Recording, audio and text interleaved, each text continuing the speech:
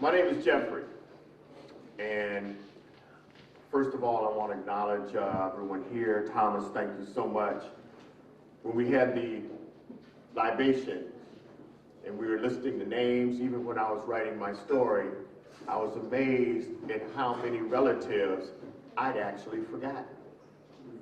I didn't know their names, you know, I really didn't.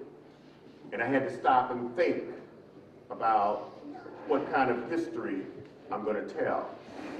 And I remember my cousin's mother used to tell us when we were little, we were about 8 or 9 years old, they would tell us, you know, a totem doesn't always have to be like a totem pole.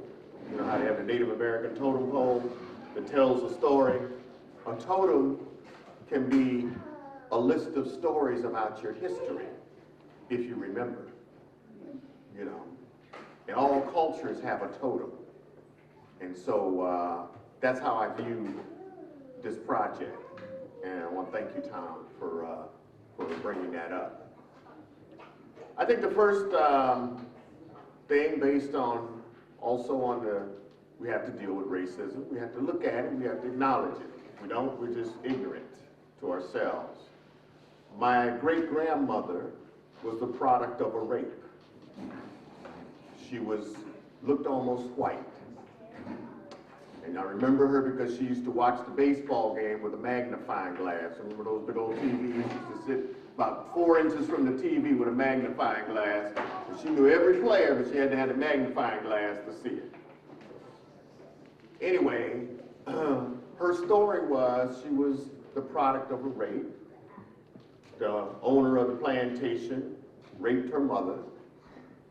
The plantation owner's wife knew he had done it, and she went and looked at the daughter, which was my great-grandmother, and said, oh yeah, that's him, I know that's him, you can see it's him all over there, you know. But she was very, very light. And so the owner said, well, we'll take the daughter and she can live with us. She doesn't have to, no one has to know that she's the product of a rape, that she has any black blood in her, we'll hide her. But her mother said, no, that's my daughter, I'll take her. So of course she was relegated to the other side of the tracks. And that's the beginning. And she had a brother. Her mother's mother had a brother, his name was Indian Joe. That's what they call him, you know, because he was part native. He ran away from the plantation and joined the natives. He used to come to eat dinner with a tomahawk, you know. That was just who he was. But anyway, I say that to say that that's part of a lineage that I remember, okay, from my father's side. My grandfather was an alcoholic. He worked on the trains and the buses in Detroit, Michigan, and gave birth. They had my father, who became a very successful. He was a single child, very spoiled. He became very, very successful. Medical career, became a doctor. And then there was me.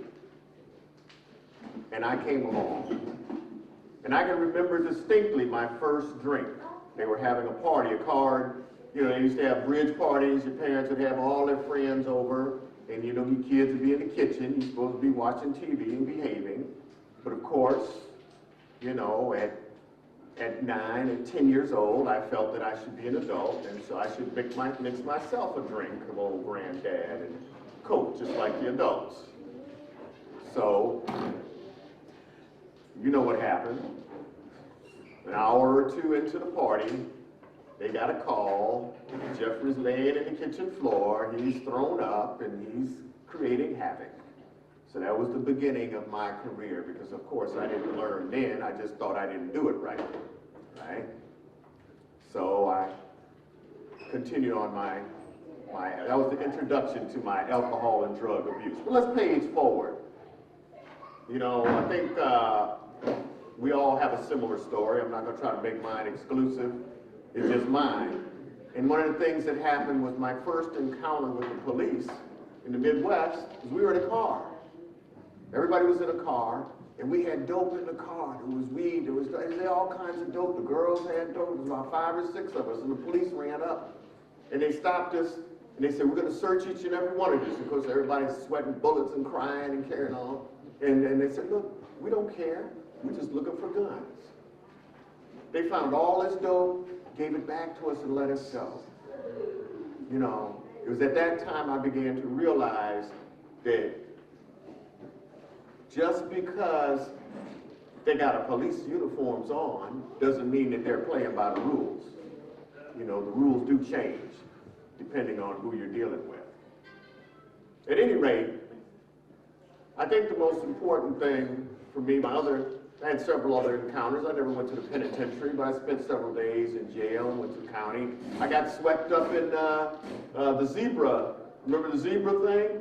I used to stay right over there at Fillmore and Steiner. Walked out the house drunk, standing in front of my house, weaving and bobbing and carrying on. They took me to jail, right? Suspicion of being the zebra guy, okay? So I'm down at 850 Bryant, and back then they would keep you for 2 or 3 weeks if they could. So I was down at 850 Bryant. It was my first long term in any kind of penitentiary confinement situation.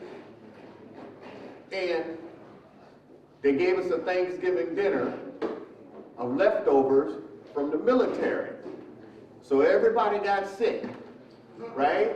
Everybody got sick in the two. So you imagine you're in a room like this, you know, about 20 different dudes, all walks of life, and you know how it is down there. They got one toilet, maybe another one, you know, it's a public toilet. You got to sit there and squat in front of everybody.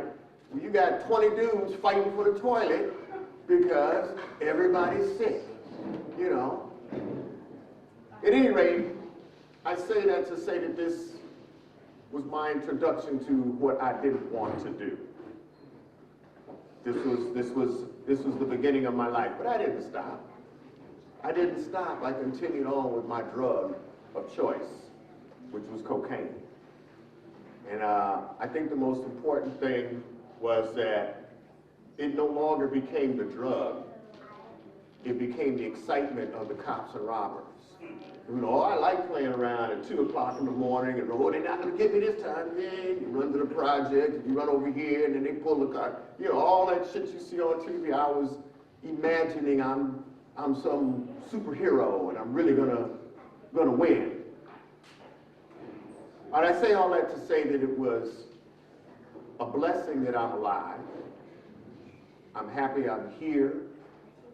That recovery has been good to me, okay?